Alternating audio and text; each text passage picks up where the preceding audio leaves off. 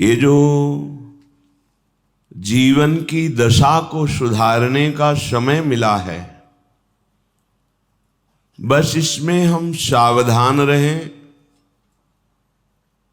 यदि हम किसी की स्तुति और निंदा परक वाणी बोलेंगे तो द्वैत भाव दृढ़ होता है। कोई दूसरा है, ये जब तक भाव रहेगा तब तक भगवत प्राप्ति में बहुत बड़ा विघ्न है।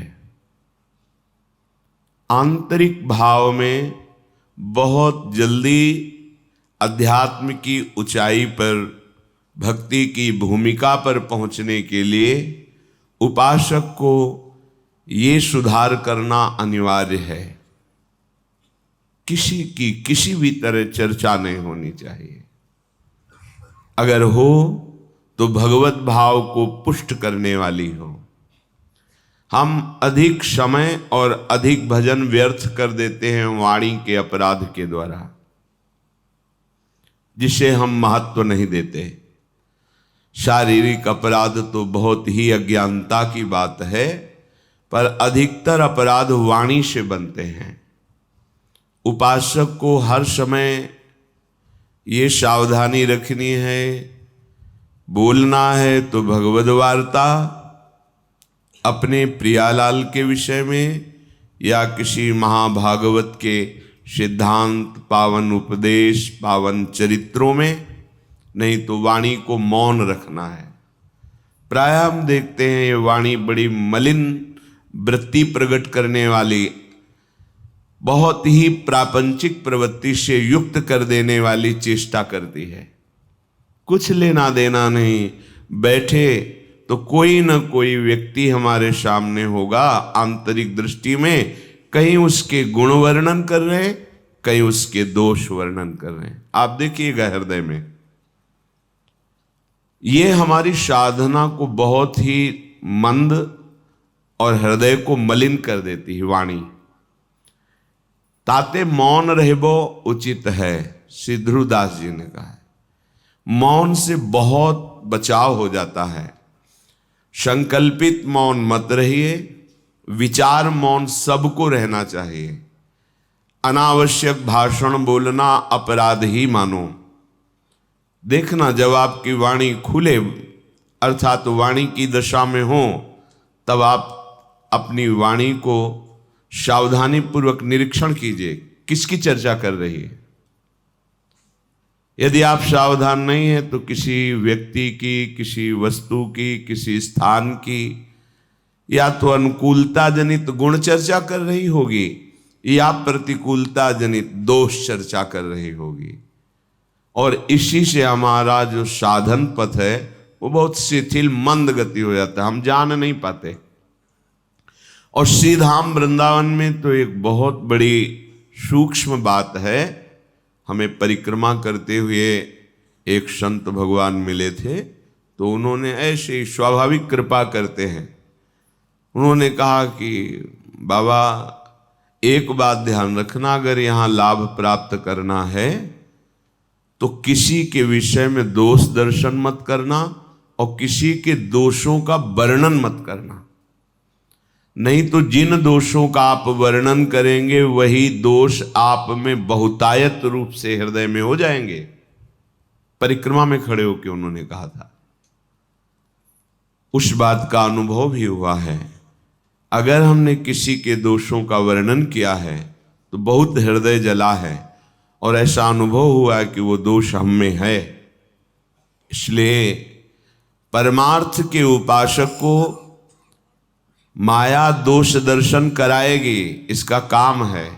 जैसे भक्ति निर्दोष दृष्टि लाती है तो माया दोष दृष्टि लाती है। जहां आपको किसी पर दोष दिखाई दे, तत्काल अंतर में लौटिए। आपकी अंतर्दृष्टि में वो दोष है, इसीलिए आपको बाहर वो दोष दिखाई दे रहा है। यदि अंतर्दृष्टि में आप निर्दोष भगवत भाव में स्थित हैं तो आपको सारा संसार अपना प्रभु दिखाई देगा, पक्की बात। तो जब हमारे में ही दोष है तो फिर हम वर्णन क्या करें किसी के दोषों का।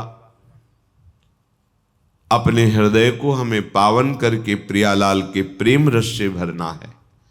किसी पर यदि किसी को दोष दिखाई देता है तो वो दोष अपने में होता है, इसलिए बाहर दोष दिखाई देता है। ये बड़ा अहंकारी है, ये व्यभिचारी है, ये पापी है, ये नीच है, तो सच्ची मानिए आपके अंदर वो वृत्ति है, तभी आप बाहर उस वृत्ति का दर्शन कर रहे हैं। नहीं तो देखो महापुरुषों ने देखा अपने आराध्य देव को, जित देखू तित श्याममयी, और कह रहे श्री राम में सब जग जानी, वो कह रहे शल्वम खलमिदम ब्रह्म। तो इसका मतलब हमारी वृत्ति दूषित है। तो तेरे भावे जो करे भलो बुरो संसार, नारायण तू बैठ के अपनो भवन बुहार। हमें अपना हृदय पावन करना है, जिससे हमारे प्रिया प्रीतम हमारे हृदय में आकर विराजमान हो जाएं। ये गौर श्याम जोरी हर समय मंद मंद मुस्कुराती हुई लीला परायण हमारे हृदय निकुंज में सदैव लीला करें। हमें यही आराधना का फल प्राप्त करना है। पर हम सावधान नहीं रहते, वाणी को हम एकदम खोले हुए हैं और ये नहीं सोचते कि बड़ा सा बड़ा अपराधी शिष्य बन जाता है। बहुत विचार पूर्वक वाणी बोलिए और उसमें देखिए कि प्रिया प्रीतम है कि नहीं आपकी वाणी में। गुरुदेव, भगवत प्रेमी महापुरुष, इनकी चर्चा है कि नहीं? नहीं है, मौन हो जाइए।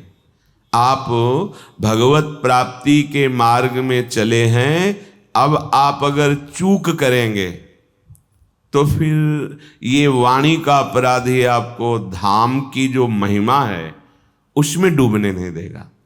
आपसे हृदय की बात कहते हैं। यहां साधन कम और लाभ बहुत ज्यादा मिलता है।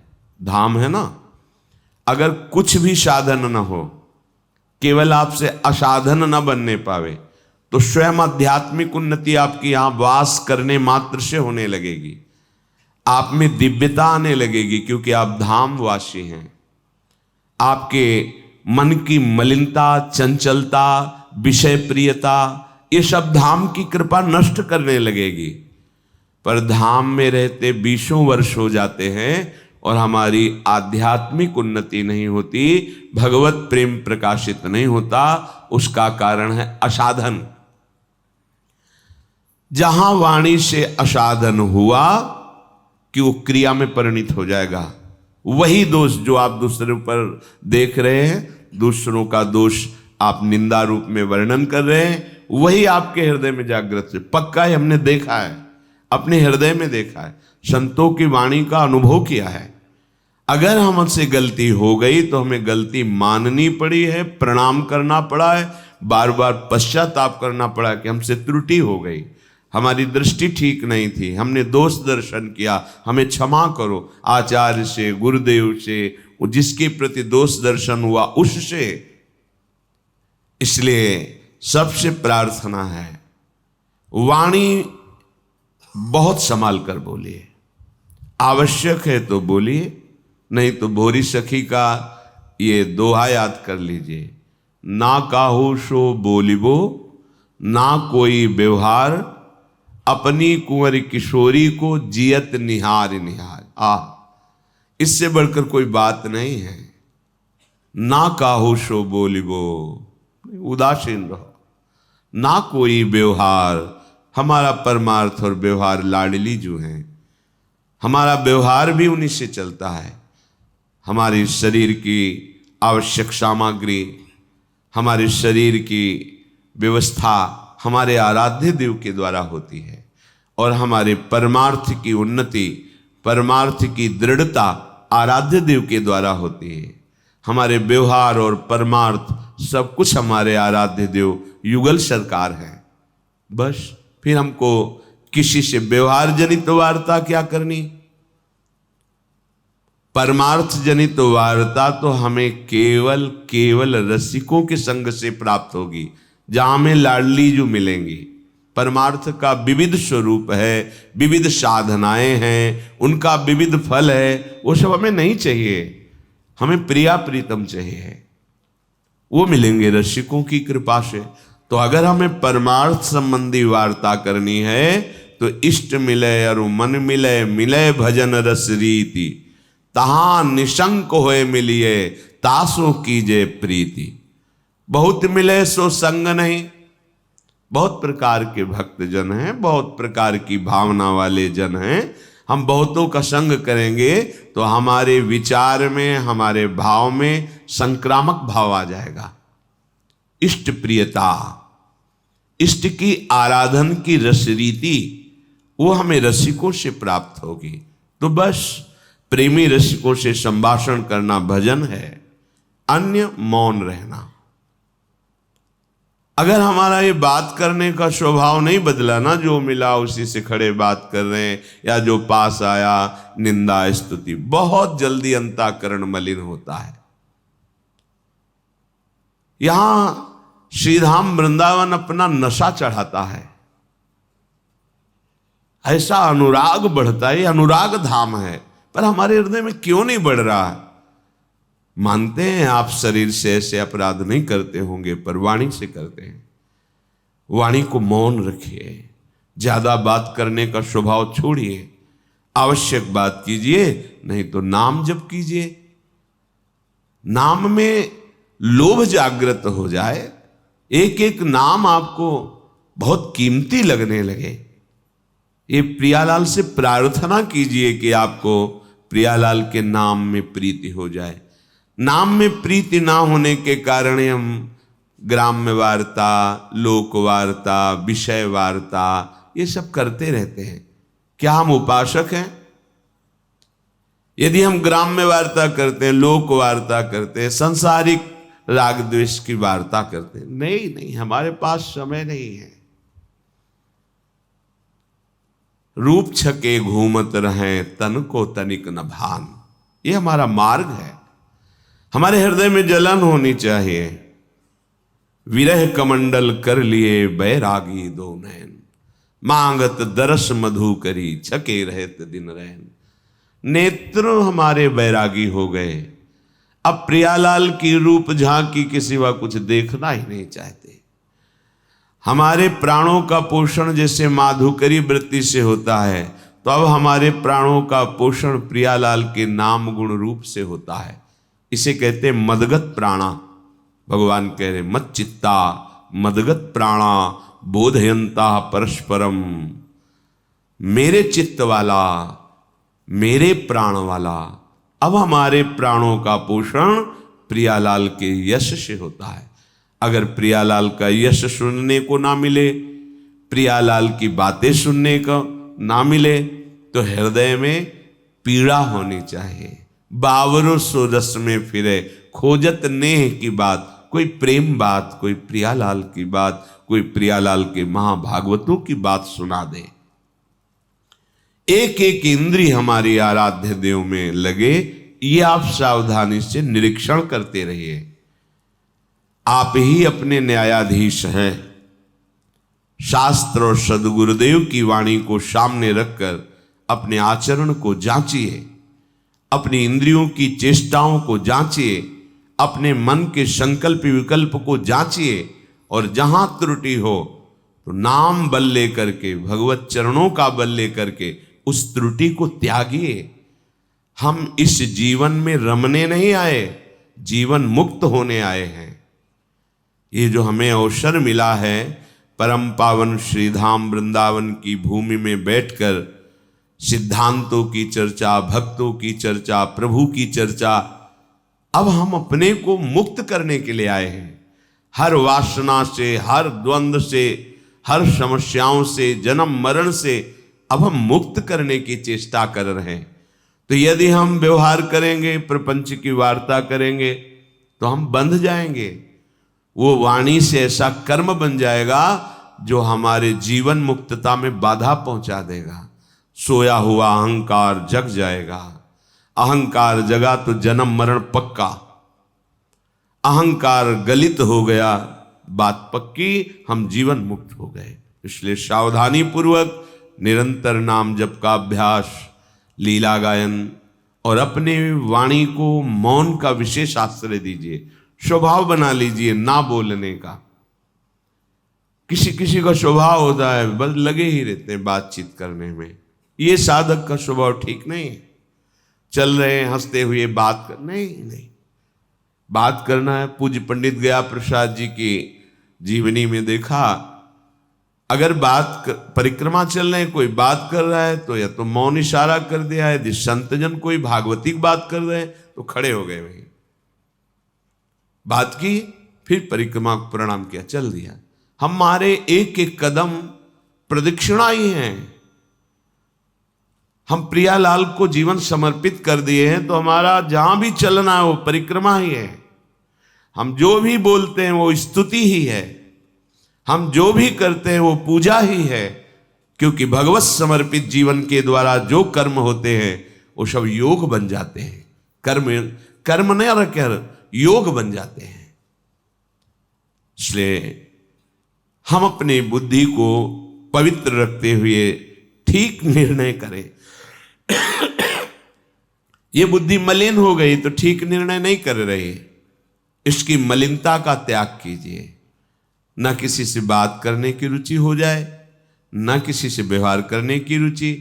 बस समझ लो कि हमारा परमार्थ सुंदर चल रहा है। अब चलो अकेले बैठे किसी से मिलते हैं, ये परमार्थ का स्वरूप नहीं। एकांत बैठना सीखो। कभी तो 1 घंटा तो ऐसा निकालो 24 घंटे में, सेवादि शांत बैठे, मन की दशा को निरीक्षण करो। कहां जा रहा है, क्या प्रियता बची है मन के अंदर से, ये किस भोग की तरफ ज्यादा आकर्षित हो रहा है, और फिर डांट लगाओ उसको, विवेक के द्वारा उसको, विचार के द्वारा उसको समझाओ, समझ जाता है। जब आप उस विचार शून्य होकर मन को छूट दे देते हैं तो संकल्प विकल्प करके भोग क्रियाओं में फंस जाता है। साधक ऐसा नहीं होता। साधक विचार करके मन को समझाता है। जब मन नहीं समझता है तो उसके उपेक्षा कर देता है। जा, तुझे जहां जाना है, राधा राधा राधा, वो कुछ नहीं कर सकता है। ये जीवन मुक्त होने के लिए है। जीवन मुक्तता की तरफ तुम्हारे कदम बढ़ रहे हैं, इसकी पहचान जब आप शांत बैठे तो आपके हृदय में अपने आप प्रियालाल का स्फुरण होना चाहिए। यदि किसी व्यक्ति की झांकी आती है, कोई वस्तु का दृश्य आता है, कोई भोग सामग्री, तो अभी आप उसमें फंसे हैं। ये पहचान है जीवन मुक्तता की तरफ। कोई चाह नहीं, अन्य कोई स्मृति नहीं, एकमात्र। कल सुना महर्षि मार्कंडेय जी 6 मनवंतर तक एकाग्र चित्त होकर भगवान के चिंतन में, एकाग्र 6 मनवंतर, कितना समय होता है, युग नहीं मनवंतर। हम 6 घंटे भी एकाग्र नहीं हो सकते, तो हम प्रयास तो करें ना। जब हम कहीं एकांत बैठे हों, क्रिया रहित हो, तो हमारी वृत्ति कहाँ है, मोबाइल में है, मोबाइल के नंबरों से संपर्क में है, या कोई भोग क्रिया का चिंतन, या कोई भोग सामग्री का चिंतन, या किसी रिश्ते नाते व्यक्ति का चिंतन। ये हमारे लिए बहुत बंधन है। अंदर की बात, तत्काल इसको काटना सीखो। नहीं। और श्यामा श्याम राधा वल्लभ श्री हरिवंश चिंतन, ये आपकी आंतरिक सुधार की बात है। आपको आंतरिक आनंद का अनुभव होने लगेगा, हृदय कृत्यता का अनुभव करने लगेगा। फिर किसी के उपदेश की आपको जरूरत नहीं रहेगी। आपके चित्त का समाधान हो गया तो पवित्रता आपके रोम रोम में, आनंद आपके रोम रोम में। वो तो भक्तजन रंजन प्रभु हैं, उनकी चर्चा सुनना व्यसन हो जाता है, भक्तों की चर्चा सुनना व्यसन हो जाता है। अब उसको कोई जानकारी नहीं चाहिए, उसके चित्त का समाधान हो गया है, केवल अपने प्रभु में लगा हुआ है। ये बड़े बड़े ऋषि मुनियों, संत महात्माओं और शास्त्रों की सार बात आपको बता रहे हैं। जब आप एकांत बैठे तो यदि आपके एकांत चिंतन में कोई व्यक्ति आ रहा है तो आपका राग है या द्वेष है, कोई वस्तु, कोई व्यक्ति, कोई स्थान, कोई घटना, कोई परिस्थिति, यही मन फेंकता है। अभी आप जीवन मुक्तता की तरफ नहीं है। काटिए उसको, उदासीन होइए, विचार के द्वारा उसको रोकिए, रुक जाता है, शांत हो जाता है मन। जब उसको डांट लगाओ तो शांत हो जाता है। हमारा मन ऐसा निश्चल हो जाए जैसे एकांत में रखा हुआ दीपक, उसकी ज्योति बिना हिले डुले अखंड जलती, ऐसे ही हमारा मन शांत होकर केवल प्रियालाल के नाम में, रूप में डूब रहा है। कैसे उस आनंद का कोई वाणी के द्वारा वर्णन कर सकता है जिसका मन निश्चल होकर प्रभु में लग गया है। असाधारण स्थिति प्राप्त करने के लिए भगवान आदेश करते हैं, सुख दुखे समय कृत्वा लाभा लाभौ जया जयो। सुख दुख में समान रहो, लाभ हानि में समान रहो, और विजय और पराजय में समान रहो, तो तुम असाधारण स्थिति को प्राप्त होगे। कोई कार्य हुआ, पूरा हुआ, नहीं हुआ, जैसे श्री जी की इच्छा, प्रयास हमारा, लाभ हुआ या हानि, समान भाव। हम धर्म से चल रहे हैं, हम ठीक से चल रहे हैं, कोई निंदा करे या स्तुति करे, जय हो या पराजय हो, सुख हो या दुख हो, यह अध्यात्म मार्ग के पथिक का स्वरूप है। ये देखो भागवतिक मार्ग है, ये चढ़ाई वाला मार्ग है। जब हम इस पे चलते हैं तो कोई सहयोगी नहीं होता। पग पग पर दुख, अपमान, क्लेश और आंतरिक युद्ध, काम क्रोध आदि का आक्रमण, पर जो गुरुजनों के द्वारा दिए हुए मंत्र उपासना में दृढ़ है, उसे कोई परास्त नहीं कर सकता। अन्यथा फिर सलाह लेने का विचार आता है चार लोगों से कि भाई बड़ी समस्या, वो तुम्हें निश्चित परमार्थ से विलग कर देंगे। परमार्थ के संबंध की सलाह केवल महापुरुषों से ली जाए, भगवत प्राप्त महापुरुषों से, अन्यथा भ्रमित हो जाओगे, गिर जाओगे परमार्थ से। भगवती उमा जी, शिव पुराण में पढ़ा, बहुत कठोर तप में संलग्न है महादेव जी के लिए। ये सप्तऋषियों के बाद की बात है, जब सप्तऋषि गए उसके बाद की बात। तो भगवान महादेव जी एक ब्रह्म ऋषि के रूप में गए। तो ये सिद्धांत है कि चाहे आप आसन पे बैठे हो, अगर आपका ध्यान बाहर है और आपको पता चला कोई संत आया है, तो खड़े हो जाना चाहिए आसन से। ये मर्यादा है, नहीं तो आपका तप क्षीण हो जाएगा। प्रणाम करो, चाहे भले छोटी अवस्था का हो, आपके सामने आया है, वो अतिथि है, भगवत स्वरूप है, और आसन दीजिए और फिर मधुर वार्ता कीजिए। क्या सेवा करें आपकी, बस इतना। ऐसा ही भगवती ने किया, खड़े होकर प्रणाम किया, आइए विराजिए, क्या सम्मान करें, क्या स्वागत करें। होगा स्वागत की बात नहीं, हमने सुना महादेव जी को पति बनाना चाहते हो। हाँ, ये तो हमारा दृढ़ निश्चय है। तो क्या है उस भूत भावन में, चिता की भस्म लगाता है, भूतों का सरदार है, न कोई महल है, न कोई व्यवस्था है। वहाँ आप इतनी सुंदर, और उनको गले में मुंडों की माला, सर्प की माला, जटाजूट का बवंडर, भस्म लगाए घूमता है, उसको तुम पति वरण करना चाहती हो। भगवती ने कहा बस बस बस। यदि आपको आतिथ्य रूप में स्वीकार ना किया होता तो पहली दृष्टि में ही तुम्हें भस्म कर देती। तुमने हमारे प्रीतम की निंदा की, बस अब अगर एक भी शब्द आप बोले तो आप परिणाम समझ सकते हैं। पर वो काहे को रुके, भगवान शिव थे। फिर शुरू कर, भगवती ने कहा कि हमारे पिता हिमालय भी ब्रह्म ऋषियों का सम्मान करते हैं और हिमालय के आश्रय में ही रहकर वो सिद्धि प्राप्त करते हैं। इसलिए मेरा विचार हुआ कि जिसका आदर करना चाहिए उसको तो भस्म नहीं करेंगे, पर इन कानों ने शिव निंदा सुनी है, इसलिए मैं अपने शरीर को अभी भस्म कर। प्रकट हो गए महादेव, नहीं बस बस महादेव जी, नहीं कोई और नहीं, मैं स्वयं हूं, मैं देख रहा था। कब तक देखते रहोगे? बोले बस अब लगन ही छटने वाली है। तो अपने आराध्य देव और इष्ट देव की कोई अवहेलना करे, धर्म की अवहेलना हो, और हम क्षमा क्षमा, ऐसा उस समय नहीं, ऐसा नहीं, फिर आप पतित हो जाएंगे, फिर ऐसा नहीं। लेकिन अगर हमारी कोई इच्छा के विरुद्ध तो हमें सहना चाहिए। सहनशीलता हमारा परम धर्म है। झूठ से सत्य बहुत ऊंचाई पर है, क्रूरता से दयालुता बहुत ऊंचाई पर है। तेजस्वी वही है जो क्रोध को भीतर ही भीतर शांत कर ले, जो उत्पन्न हुए क्रोध को अपनी विवेक बुद्धि से दबा लेता है, वही तत्वबोध प्राप्त करता है। सर्वम कलमिदं ब्रह्म। क्रोधी मनुष्य ठीक ठीक समझ नहीं पाता कि उसे क्या करना चाहिए, क्या नहीं करना चाहिए। इसलिए सदाचारी उपासक को चाहिए कि जब मूर्ख लोग उसे निंदा करें, अपमानित करें, तो उसे क्रोध को दबाना ही परम तेज माने। बातुल भूत विवश मतवारे, ते नहीं बोले बचन विचारे, तिनकर कहा सुनी नहीं काना, चल देना चाहिए।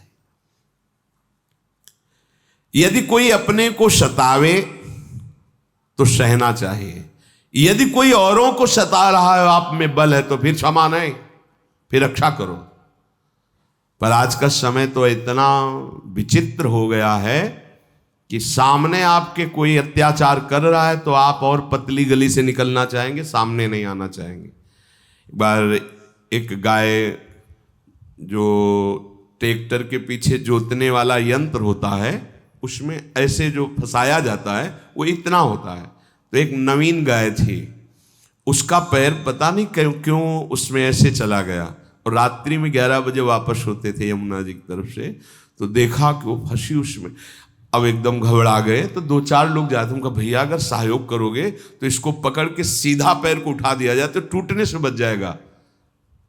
कोई आसपास अब क्योंकि उतने बड़े वजन को कैसे उठाया जा सकता है, अब हम उसका पैर पकड़ें कि अगर ऐसे वैसे हुई तो टूट जाएगा। नई बछिया थी, अगर 4 लोग वो सहयोग दे देते तो पैर ऐसे पकड़े जिससे वो इधर उधर नहीं कर पाए और उसे उठा लिया जाए, तो इतना ही पैर अंदर था। हम दौड़ते रहे, पर वो मारा झटका, ऐसे टूट गया पैर और वैसे लड़खड़ा। कोई सहयोग नहीं देने वाला। आपको इसी रोड में कोई पीट रहा हो ना, तो हो सकता है कि मोबाइल से वीडियो बना लिया जाए मनोरंजन के लिए, पर उसको बचाया नहीं जाएगा। समय वीडियो बनाने में लगाएंगे, बचाने में नहीं लगाएंगे। ये धर्म कहता है कि यदि कहीं किसी असहाय को कोई ऐसा पीड़ा पहुंचा रहा है, उस समय क्षमा नहीं, परहित लाग तजय जो देही, संतत संत प्रशंसयते ही। किसी स्त्री को कोई सता रहा है, किसी असहाय को कोई सता रहा है, प्रार्थना करे, बल का प्रयोग करे, उसकी रक्षा करे। ये सब बातें अब अपने लोगों की सुसुख वांछा बुद्धि है। कौन झंझट में फंसे, चलो यार मरने दो। कोई किसी का एक्सीडेंट हो, तड़प रहा है, यार कौन इस झंझट में। नहीं, वो झंझट तुम्हारे साथ भी हो सकती है कभी। भगवान ना करे किसी को। अगर किसी को ऐसी संकट अव्यवस्था है, तो आप अगर वाहन से हो तो पहला काम जो होगा, भगवान देख रहे हैं, पहला काम करो, उठाओ उसको, अस्पताल ले जाओ, उसकी पीड़ा की निवृत्ति के लिए उपाय करो, तो भगवान तुम पर प्रसन्न हो जाएंगे। उस समय नहीं, ये स्वार्थ बुद्धि नहीं होनी चाहिए। यदि कोई आपको सतावे तो क्षमा कर दे, लेकिन कोई असहाय को सतावे